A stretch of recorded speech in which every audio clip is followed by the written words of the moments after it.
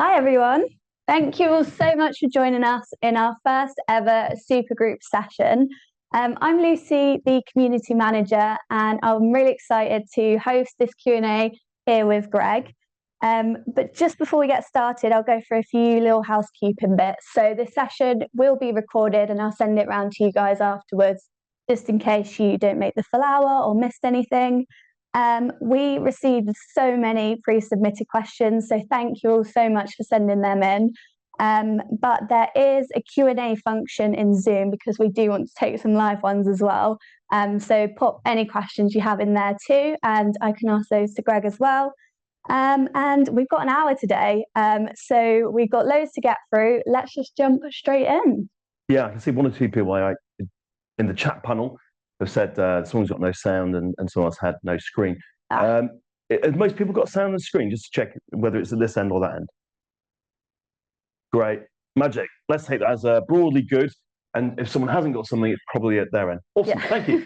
Cheers, Lucy. First of all, this is so exciting. If you see me looking down, or Lucy, it's because we've got a screen below us with the chat panel in.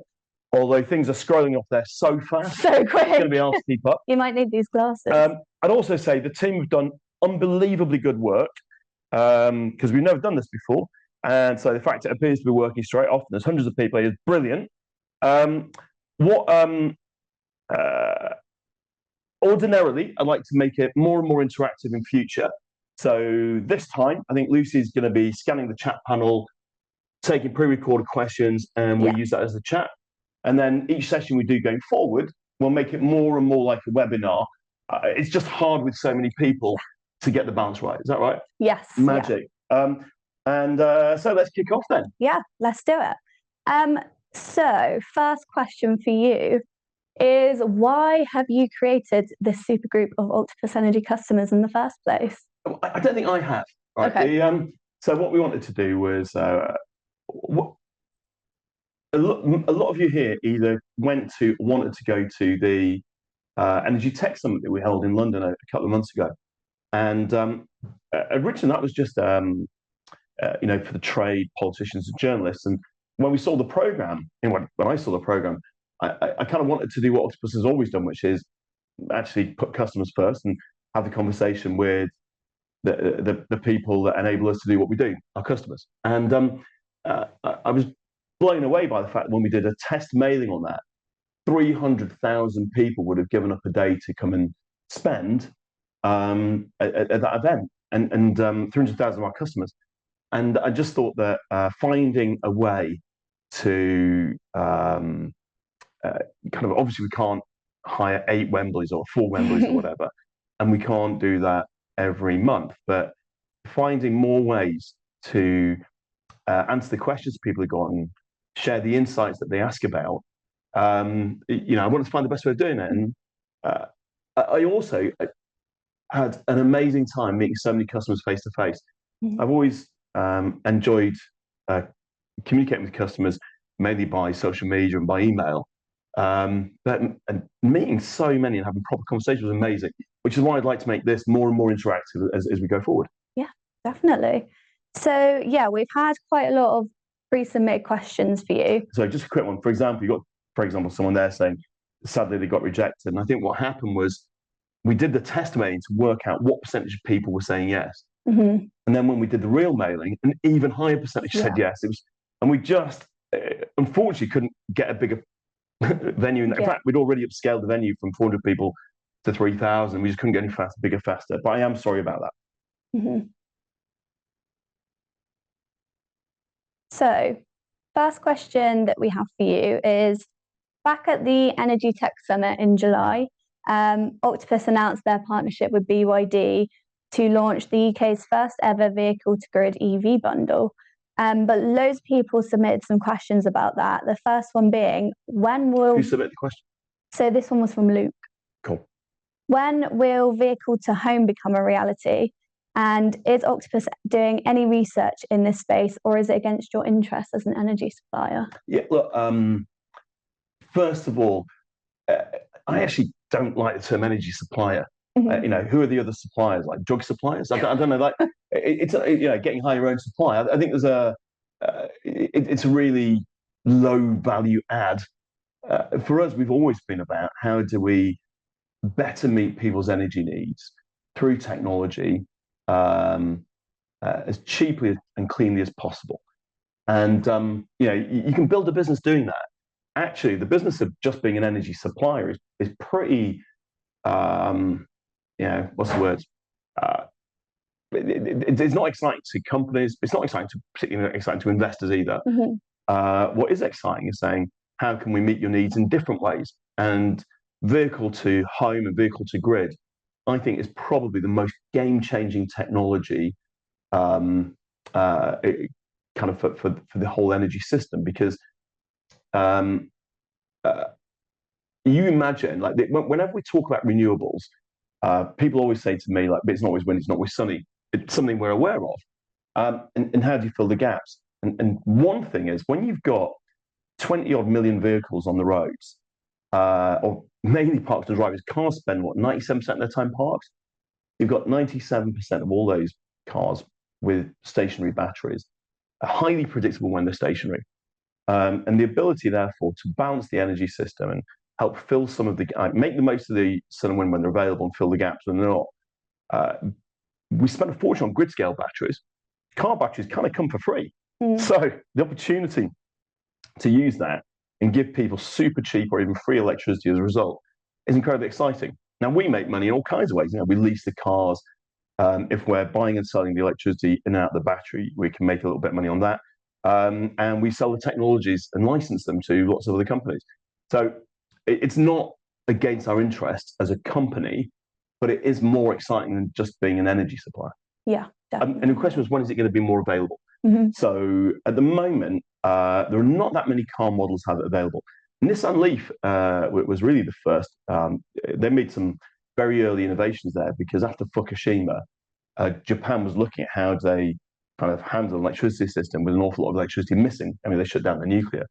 And that was an innovation at the time. But since then, there's been relatively little.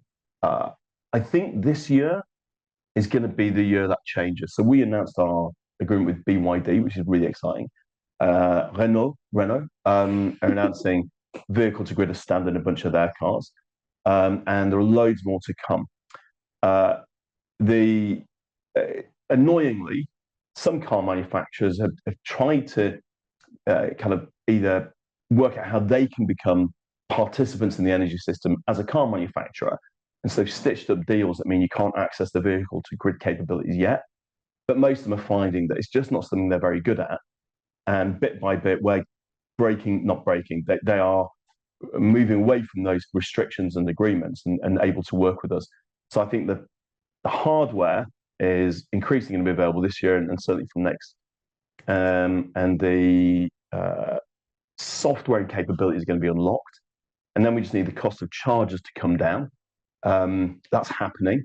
And there's a technical difference. You either have a AC or DC. DC is, cars use DC and the house uses AC. So when you're interfacing between the two, you've got to decide what you're doing in the interface. And then the last bit, and that hasn't standardized yet. And then the last bit is regulation. There's too much bureaucracy involved at the moment in signing up individual houses. So we can do it, but it's more painful than it should be. And there's also a taxation issue, which is you get charged electricity levies, taxes on electricity when you import it into the house, the battery. You don't get them back when you put the electricity back on the grid. And so, using a battery, there's a drain on the economics, essentially for the customers, through this taxation that doesn't apply on grid scale batteries. And I think that is something that really ought to be addressed. Yeah. Are you going to extend beyond the Dolphin into different vehicles? Totally. Right. I want every car to be vehicle to grid, and one day they will be. It's just waiting for the manufacturers to. Yeah, that was also a submitted question, wasn't it? Yeah. By the way, these are all submitted questions, and where possible, let's reference who they're from. But I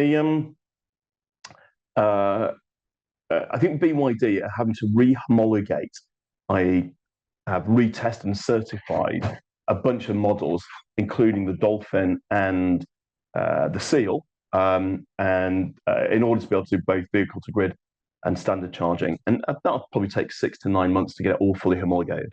I've just been asked, like, lots of questions to get through, so speed it up a bit. Very interactive. Cool. Our next one is a video submission. So if we play that on the screen now, this one's from Andrew.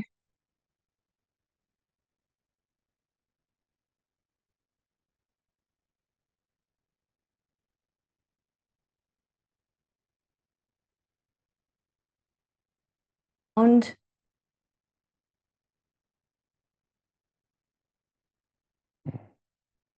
No sound here either. Yeah. Ivan, could you run out and tell Sunny?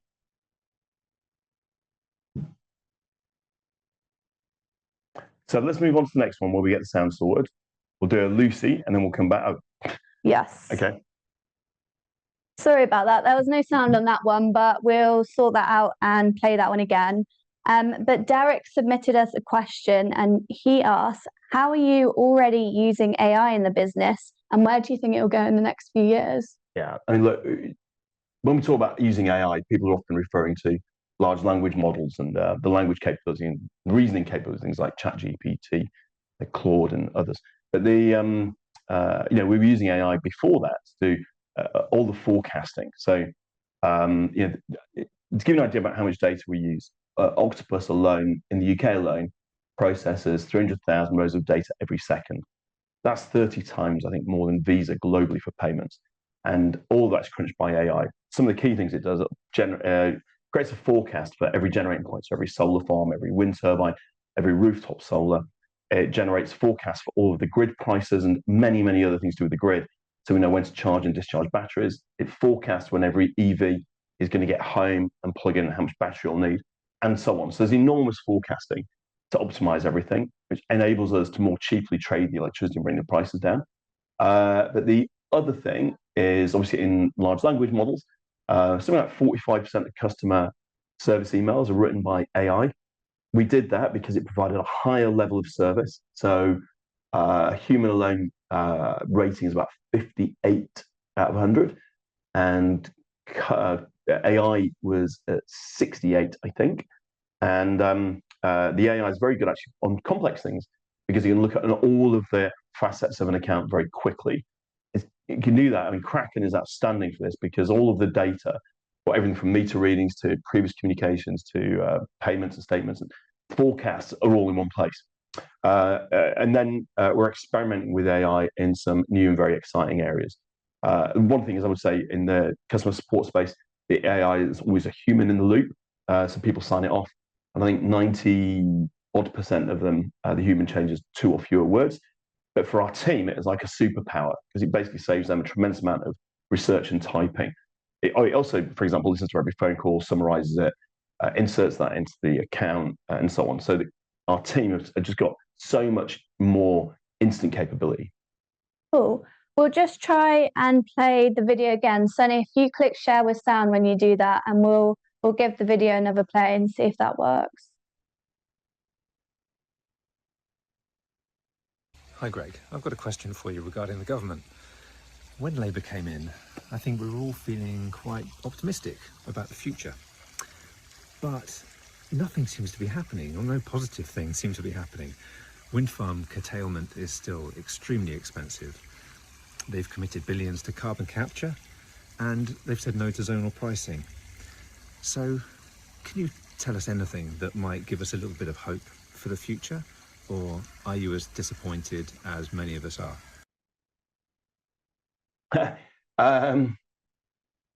Look, I need to be very careful when I'm talking about the political world because the last thing as a company you want to do is be dragged into politics. But of course, policy is very, very important in energy. And I think that there's a real risk that the UK invested an awful lot in the back end of energy, so particularly, for example, renewables, when it was expensive. And now that we're seeing the price of that, we risk backing away from it just as it's getting cheap. A lot of you may have heard this morning the news that Ember, a really great energy consulting business, shared that more than electricity generated more so renewables generated more electricity than coal in the world so far this year, in the first 6 months.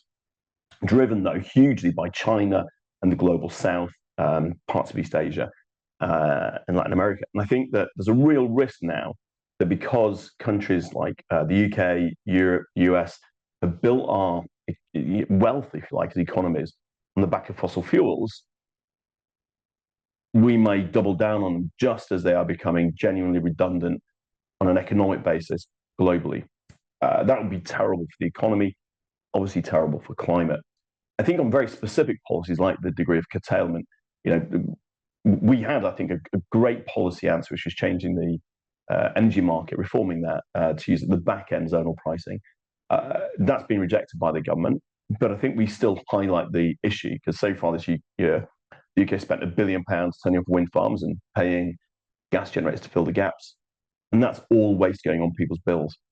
I think there's a lot of other waste we disagree with as well, things like expensive carbon capture and storage for renewable generation. And so I think, for power generation. So I think there's an awful lot of policy that is set in the past, and then the world changes. You find new technologies get cheaper, and we need policy to move faster so that we can fix the issues with the decisions that were made in the past and make the most of new technologies. And that's a universal truth, particularly in democracies. So I think while we love democracies, they're proving very, very bad at handling decisions at times like this. And we want to help governments and all politicians of all parties spot the economic opportunities. And I think the more we can talk about the economic opportunities, we don't need to get dragged into culture wars. It's simply, like an electric car charging itself on solar power is the cheapest mobility you'll ever get, and it's going to get cheaper every year. Batteries are 10 times cheaper than they were 10 years ago. And by the way, they're halving price again at the moment in Chinese auctions, and they're set to fall way below that.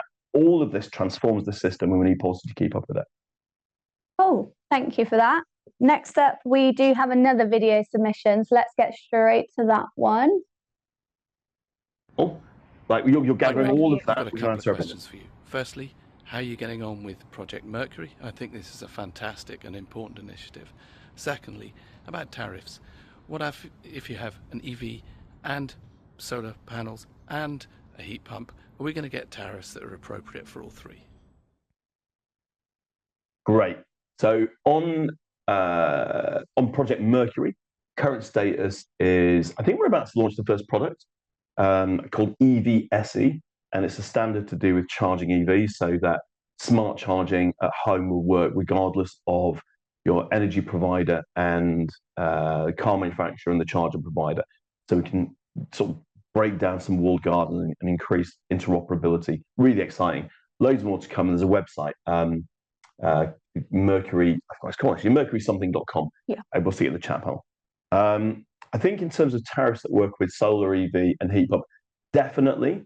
The interesting challenge in our world has been that for example, when we first launched a smart EV tariff, it was the first one in the market, first one in the world, I think, and almost immediately people will say, but we've got 2 EVs, and something it's complicated. Like, how do you optimize that, right? Because it's all based on these forecasts. It's really hard to forecast what's going on with 2 EVs, particularly if you're interfacing with the charger, not the car. And then people will have a home battery, and actually your charging time for the car is wrong if we're not including the battery. And then you describe solar and heat pump. Over time, we're building huge data sets about how all these things work together, which then enables us to create the best tariffs, the best programs and offers across them. So we will get there, but the challenge is the more components in the setup, the fewer customers have it, and the more different they each are. And what we found sometimes when we're catering to kind of more complex combos is they work for some people and are counterproductive for others. So there's a lot of data work going on, but we want to get it right. Oh, next one is another video, so let's play that one. Hi Greg and the Fab Octopus team. My name is Rachel, and my question for you, Greg, is imagine that it's 2035. And what's the one headline about Octopus that you want people to be reading in the history books? And what's the one headline that you dread? Oh, wow. And I think what I hope we will have done is pioneered the way to cheaper electricity through renewables and the associated technologies, EVs, heat pumps, and so on, in the UK and a bunch of other countries. And I really hope that we've been able to show politicians, like politicians around the world, concerned about the cost of driving. I've not heard any of them saying that the answer is an EV. And yet, and I noticed in the chat panel, so Christina asking about EV prices. Second-hand EVs are now basically cost comparable or cheaper than equivalent petrol cars. Brand new EVs are becoming cost comparable. So I think, for example, Renault's models are cost parity between EV and petrol or thereabouts. But because batteries and the other technology of EVs just keep on dropping in price, the cost curve means, internal combustion cars can't really get much cheaper. EVs will keep on getting cheaper. And that's kind of guaranteed. So at some point, they do become available to anyone who's currently got a petrol car. Charging at home is sometimes a challenge, but literally nobody can charge a petrol car at home, and 2/3 of people charge an EV at home. An out-of-home charging will get cheaper when we have more and more EVs on the road, so you get decent utilization of that infrastructure. So this kind of path's quite inevitable, and I want us to be responsible for that, or at least, to have played a major part in it. The headlines that I dread are that we walk away from the energy transition, because I think the challenge, look, if I look globally, take China, 20 years ago, their economy was 10% electric, it's now 33% and growing. The UK is 20-25%, US, Europe are basically the same. We really do risk becoming middle-income style countries if we abandon the most important technology changes that are happening right now, and I dread that. Our next question is coming from Ian, and he says he enjoys using the Octopus API for his own dashboards and automations and things like that. But he's obviously seen on the news about Kraken's demerger from Octopus. So what does this mean for customers who like to access this sort of data? Yeah, so nothing like that will change. The demerger of Kraken, I've been very candid with you, was really came about. We created Octopus and Kraken together for a reason. We wanted to provide software to utilities around the world so they could be more efficient, more agile, lower prices, lower cost, and able to work better with technologies like renewables. But they needed to see a proof point of what that could do. So Octopus is the demo client for the Kraken technology.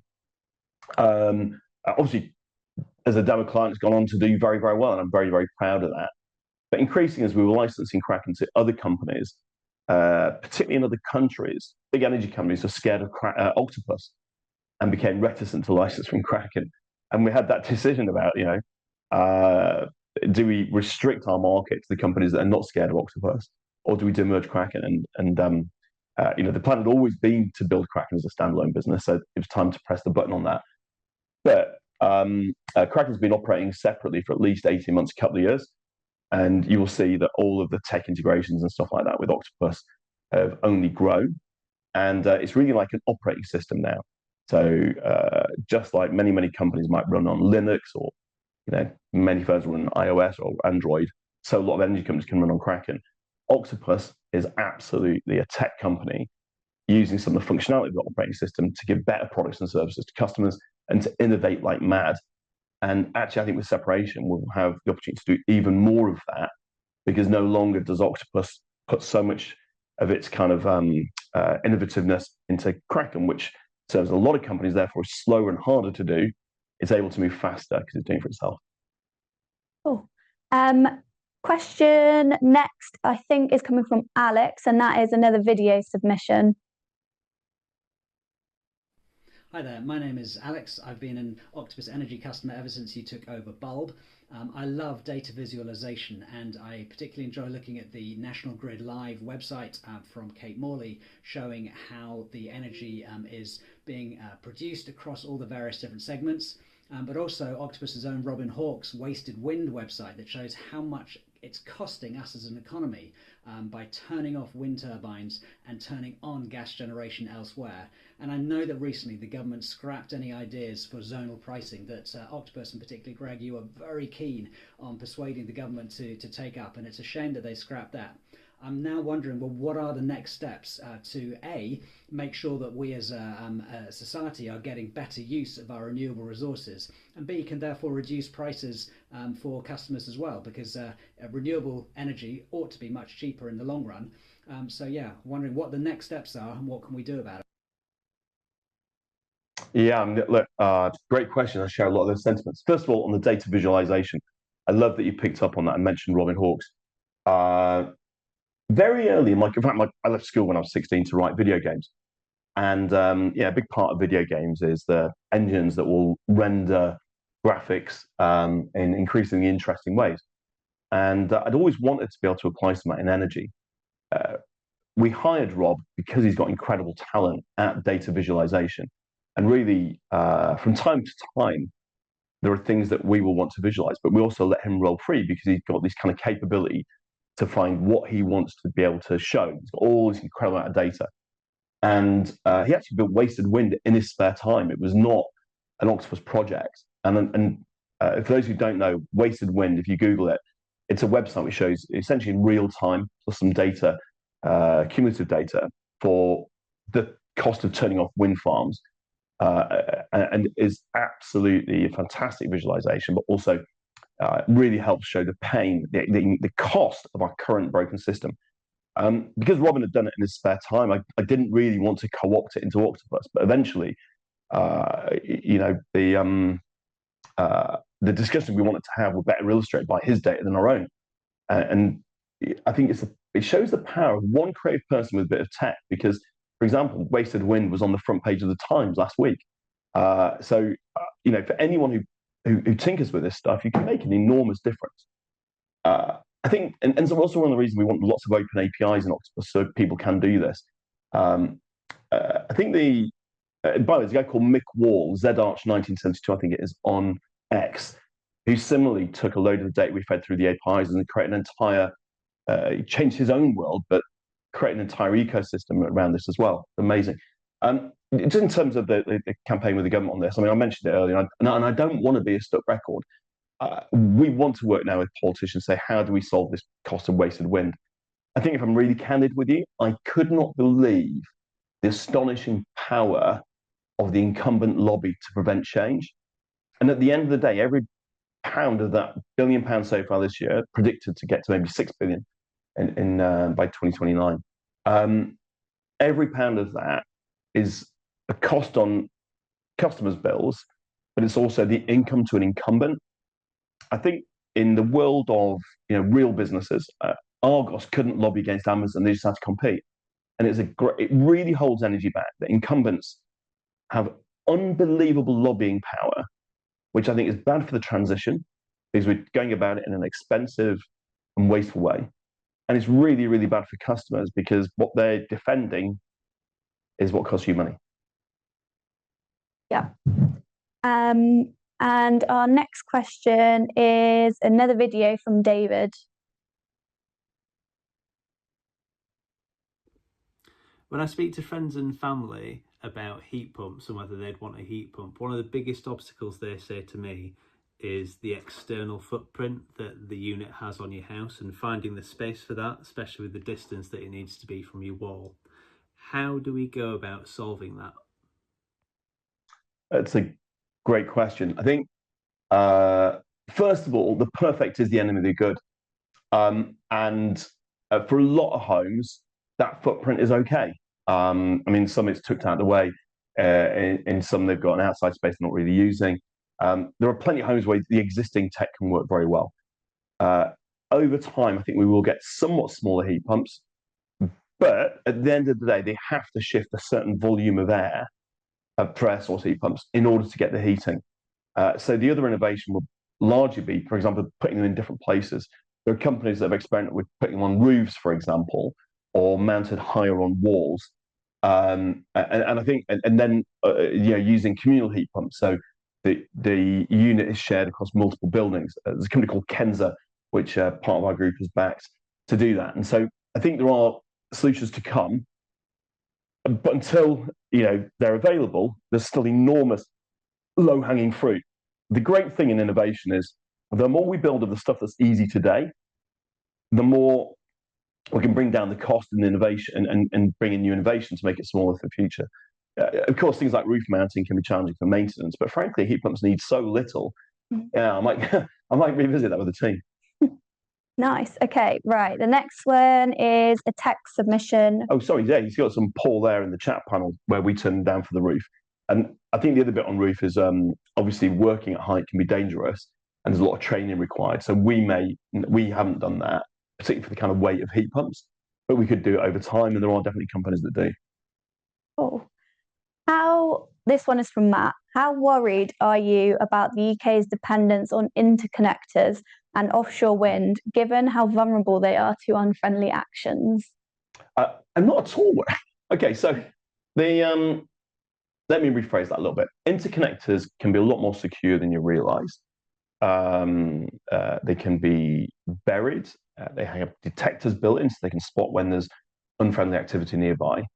And a bit like the internet, kind of the more of them you have, the more resilience you have, because you can't take them all out at once.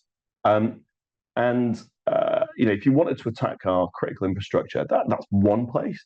But frankly, we're already reliant on undersea cables for the internet to a remarkable degree. And there are lots of other places you can attack our infrastructure. So there may be some vulnerability there, but actually it's probably not as high as we think.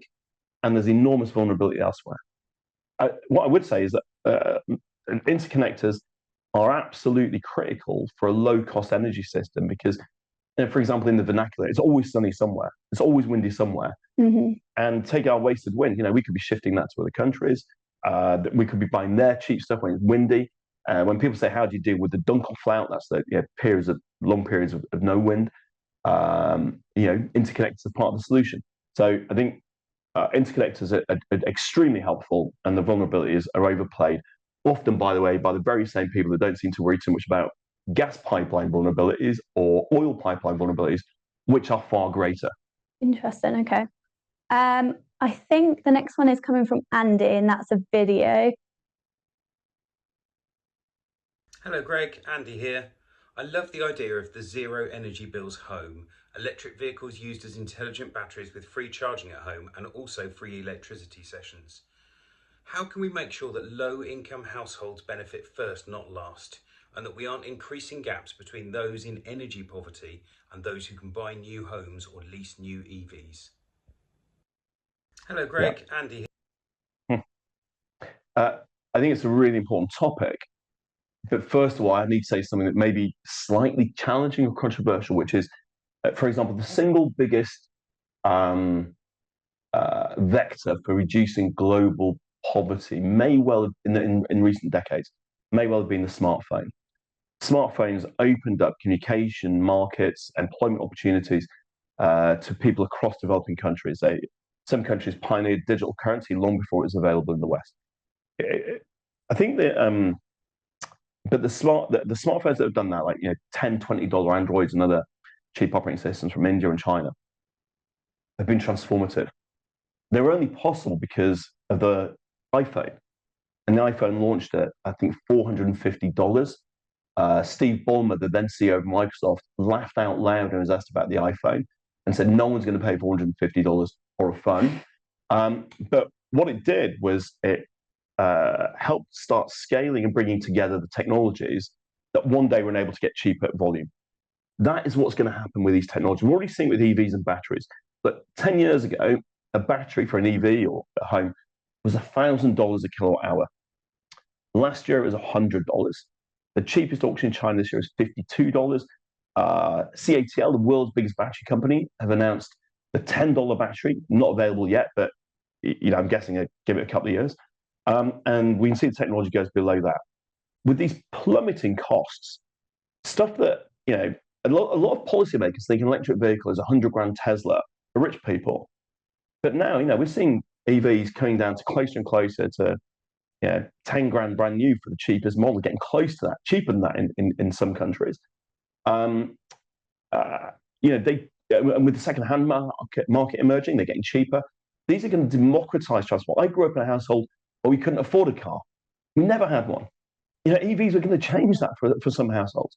We need to see where this is going. And the problem is, if you tried to develop the $20 Android before you'd had the $450 iPhone, you would never, ever be able to do it. And we wouldn't have started the revolution. Now, that said, like, for example, one of the founding missions for our company was I wanted to cut the cost of energy because I know from my mum's experience what it is like.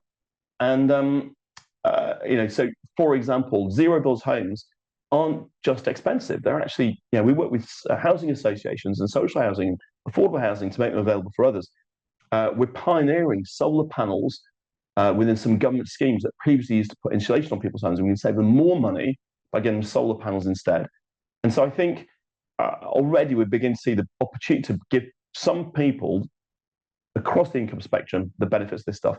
And then I guess the last thing I'd say is often when we talk about energy flexibility, using electricity differently to save money, the policy conception is often this is for rich people, but 13% of all the customers that use electricity flexibly with us are on the priority services register.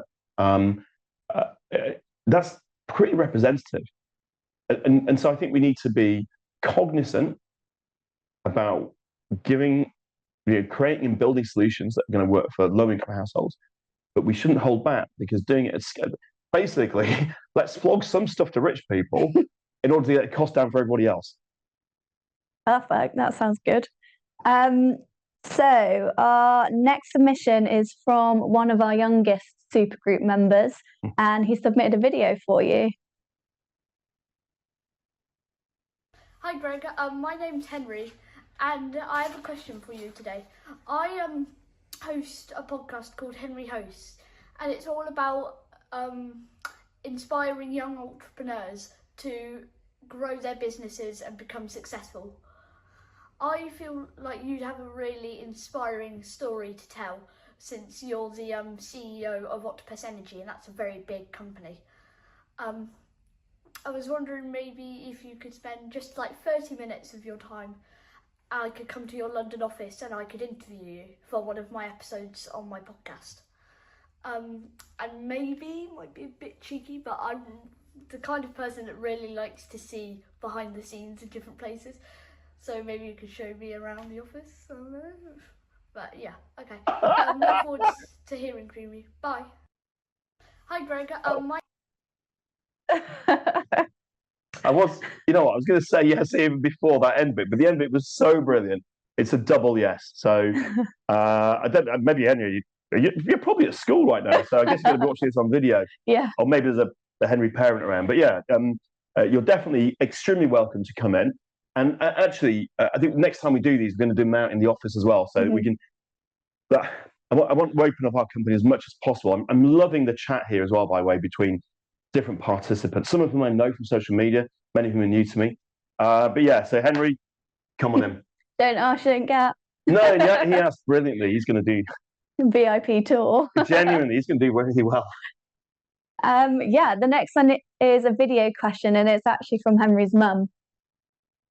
Hi Greg, my name's Hannah, also known as Henry's mum. I think you're very inspirational to businesses, to us the homeowners, but also to our young ones. And my question is around young ones. Octopus do so much for young ones with initiatives. I know you work with some schools as well. I just wondered if Octopus can expand that in any way to more schools. I know, obviously, again, you do a lot of literature and a lot of support, but more in a face-to-face engaging way. Our young ones just really soak that up if they can see, ask questions, and I've always taught Henry to always ask and go and find out. So is there a way that Octopus can expand that further? That's a real one too, because I didn't know Henry's mum was coming up. That was brilliant. Hannah, Henry's mum. You know what? First of all, our team are always asking me if they can do more with schools. There's an incredible passion from our team, which is many, many young people, people of all ages that really want to work with schools. And we have school trips here often to the office. I'm absolutely thrilled to seeing groups. I use everything from infant school through to sixth form, and then students on the internships. But I'm guessing, Hannah, you'll bring Henry in because he probably won't come to the office on his own. If you come in, we can have a chat about that while you're here. You can have a chat with our team about your ideas. The one thing I'm conscious of is schools are absolutely overburdened with so many demands. And the last thing we want to do is add to that. So we try to create a resource that schools can use. But you know, I want it to work for them. Oh, I've done some webinars with schools as well. Yeah. I absolutely love doing that, and I can do more of that as well, which is absolutely brilliant. Although the teenagers hacked the chat panel, and there was some stuff they put in there I didn't understand when I Googled it. It was highly inappropriate. Great fun. Absolutely well done then. Anyway, there we go. Cool. So that's the end of our pre-submitted questions. We're going to move on to all those questions you've submitted throughout our session so far. So please do keep submitting them in. We've got the chat function up so Greg can see that too. The first one is from Nigel, and he says, you often say Octopus is a tech company that sells energy, but even the best tech has limits. What's one part of your customer experience or energy platform that still frustrates you because the technology just isn't where you need it to be yet? I mean, that's a great question. I think the most frustrating areas actually are some of the user experiences that are forced by bad regulation. So the technology exists, but, you know, for example, when customers have had solar panels installed by other companies and want to register to be paid for what they send back to the grid, we have to provide actual paper copies, and then we have to wait for the local monopoly distribution companies to approve it. If you want a heat pump, the local monopoly distribution companies have to approve sometimes have to approve the load we're going to put on. And I think they've got service level agreements that go for weeks. Some of those companies have given us the ability to do it ourselves, just look it up on their database, we can do it live with the customer. Others we have to wait weeks for a terrible process. So, and within heat pumps, there's a load of regulation that was designed in a well-intended fashion, I'm sure, but means that to get a heat pump, you know, you might need 30-odd pages of paperwork, and to wait weeks and to get an energy performance certificate, and to pay a real hassle, which we make easy, by the way, as easy as we can, as do other companies. When you get in a gas boiler, it's just bish, bash, bosh, on it goes. And I'm not denigrating the gas industry, by the way, just to be really clear, but what I mean is it doesn't have all that bureaucracy. We need to take the bureaucracy out of all of these things: vehicle to grid, home battery, heat pump installation, solar. That kills me. So Chris said on there, it's the Wheel of Fortune. What about the Wheel of Fortune? The tech that never works. It works every time. The Wheel of Fortune is one of the most interactive things we've got. Yeah. But I looked at the stats recently. You know, there are big winners every month, right?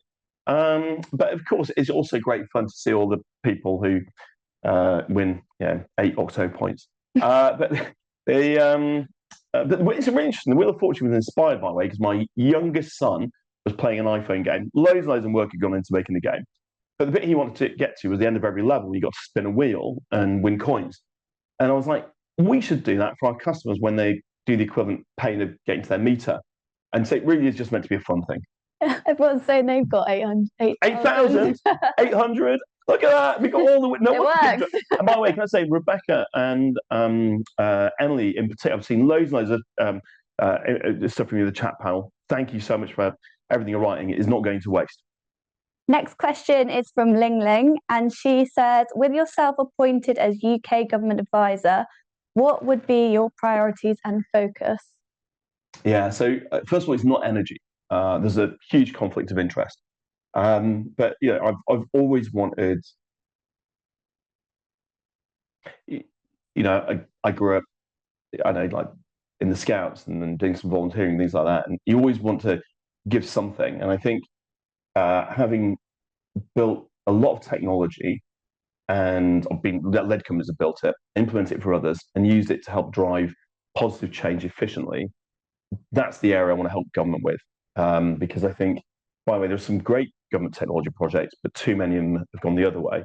And if we can help the government use technology to be more efficient, so we can reduce the cost of government, but improve the services to customers at the same time, to citizens, that's what we care about. William says, hey Greg, thanks for this opportunity. Considering the growing demand for energy to power data centers in our increasingly digital economy, do you think green energy can keep up with this demand? It's fascinating, right? So I was in the US 2 weeks ago, and I had a lot of meetings with the hyperscalers, the companies that have been building the AI data centers, and their contractors actually build the buildings, and also with some of the very famous people that are behind the big AI companies. And a year ago, I was talking to them about the ways they could use renewables, and it would need them to use power a bit differently or be a bit more creative and sophisticated.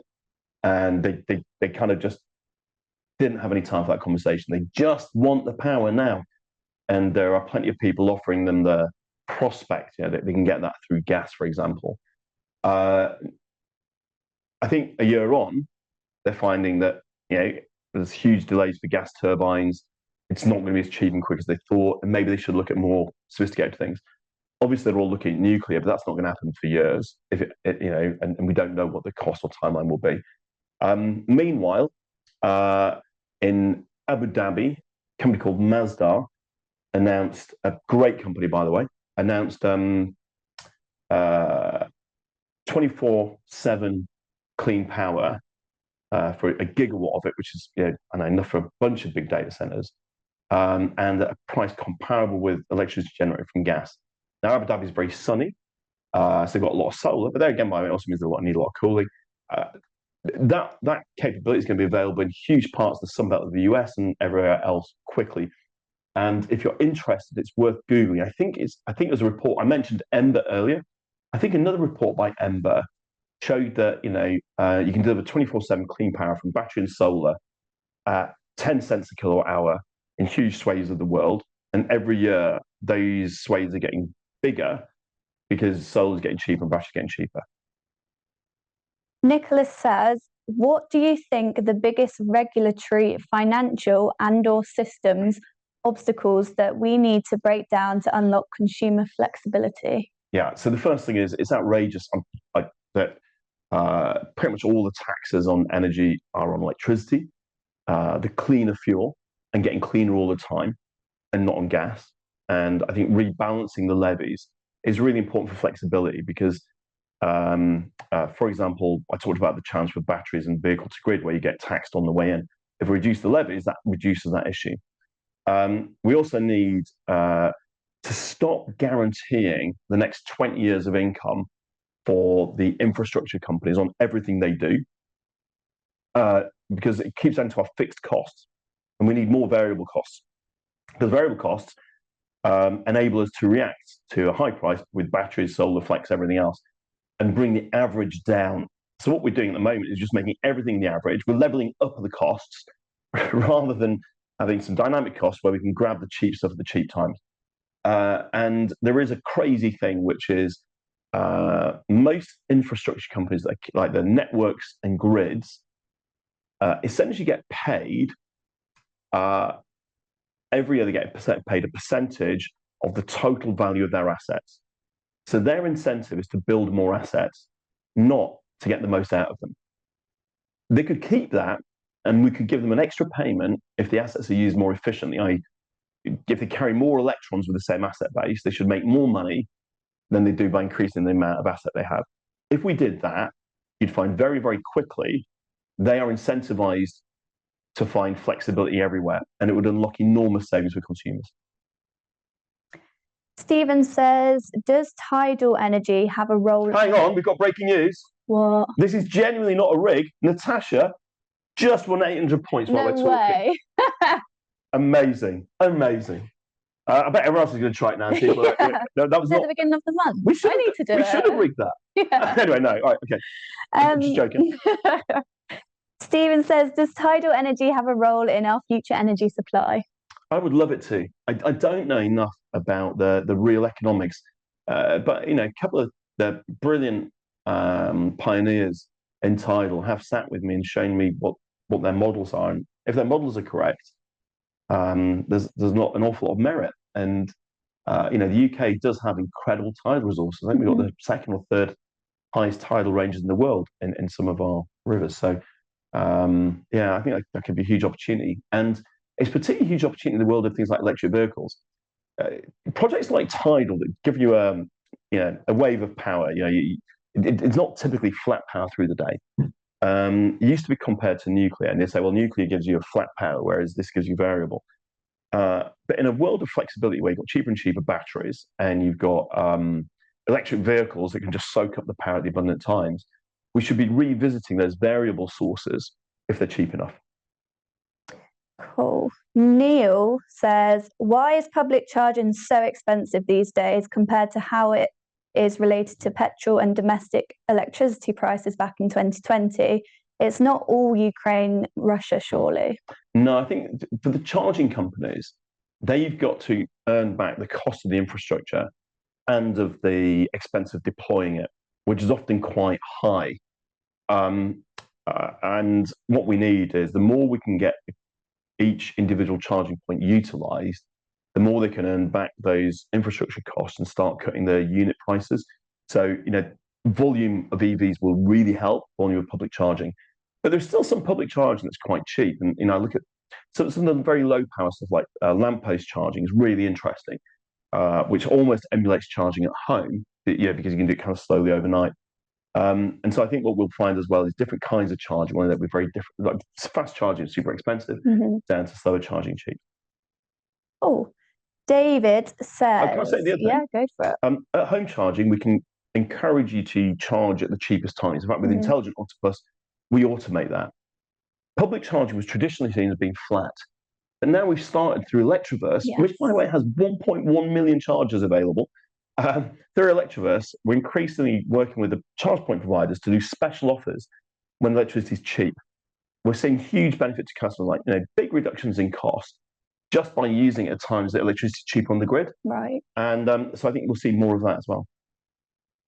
Oh, David says, what do you see as the next steps in innovation in air source heat pumps? Where do you see the COSY 6, 9, 12 transition into, and what are the blockers today? Yeah, so it's a great question. I mean, I love heat pumps. They've been a passion project for us. We've invested a fortune in developing the tech. I think that we need more regulatory change. So currently, the planning regulations, which every council treats them differently, we need to find ways of avoiding planning for the vast majority of them, and we need to tweak the noise limits a little. I was actually sitting at home the other day. I couldn't hear my heat pump, but I could hear the road that was 100 meters away. I could hear aircraft. I don't know how far away they were. The noises, the noise limits on heat pumps are genuinely punitive and ridiculous. And if you end up with the planning system and these delayed, so frankly, my main dreams on heat pumps is to reduce the bureaucracy and make it easier for people to get them. I think it's soul destroying for both customers and the team that you can spend, go through all the effort of specifying, surveying the houses, going through the sales journey, planning out, dreaming about how this heat pump is going to work, and then you get barred by bureaucracy. And there's quite a lot of rules still there to be taken away. We are coming up to the end of our session, so maybe we've got time for a couple of more. Rosalind wants to... Can I say on heat pumps? Last thing. I forgot to mention, one thing about COSY that is not well known, I think, is that we have remotely updatable firmware and remote monitoring. So you can literally phone us up when there's an issue with your heating, and we can diagnose remotely what's going on. And sometimes we need to update the firmware. So there's a great one where someone had a heat pump that was noisy. We identified it was because it was operating at a certain temperature range that we hadn't anticipated.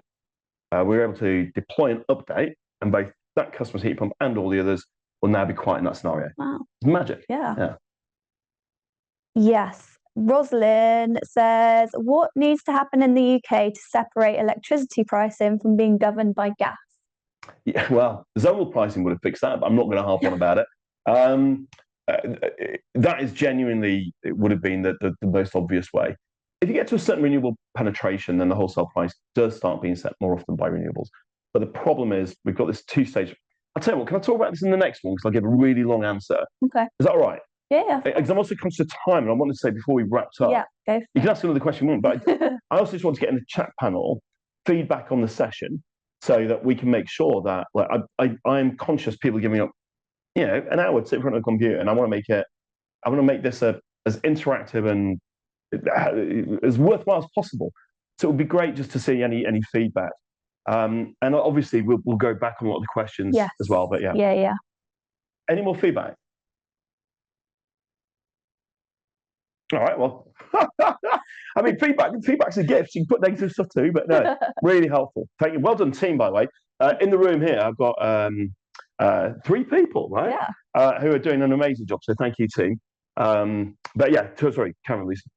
Well, yeah, we'll try and get through as many as we possibly can. Chris says, with overheating being the next big issue due to climate crisis, are Octopus looking at dual heat and cooling heat pumps? We will do. The R&D team have still got quite a few things we're doing with the Cozy to help keep bringing the price down and to keep improving the effectiveness. But look, I mean, it's kind of crazy that we love heat pumps and are not providing cooling, which is the same device. There is one thing with UK homes, which is typically the job of the heat pump is to feed hot water into radiators, as opposed to in a lot of other countries where you're pumping warm air around the house. If you're pumping air around, you can pump cold air and you get cooling. But if we pump cold water into radiators, it does have a mild cooling effect, but it's not the same as aircon. Okay. Harrison says, what are you doing in the grid level storage space? Well, Kraken controls, I don't know, maybe 40% of grid level storage, maybe more, maybe 50, I don't know, but a lot of grid level storage. So we've done a lot on the tech to optimize grid level storage. Octopus itself, I think through our generation funds, we've invested a little bit in some grid scale batteries. But I'm also, like I said earlier, the magic thing about electric vehicles with vehicle to grid is you get distributed storage for free. And I think with the plummeting cost of batteries, home batteries will become more and more normal, particularly if you've got solar. And because of the tax kind of distortion, self-consumption is going to be very cost effective. And then I think the last bit would be that we, I can't remember now. Anyway, I love batteries, basically. Batteries are a game-changing technology. Amazing. Thank you so much. That just about wraps up the end of our Q&A session. So thank you all so much for submitting all those questions in. And of course, a massive thank you to you, Greg, for coming along and answering everyone. Of course, this is just the first of many sessions and we'll do loads more. But yeah, please do send in your feedback. Let us know what you want to do next. And I'll tell Greg that. And congratulations, team. I think someone said there, like lots of webinars, lots of faffing. We'll really try to be efficient with people's time here. Yeah. Honestly, well done, guys, sound and camera, and Lucy. Thank you. Thanks to everyone for giving it your time.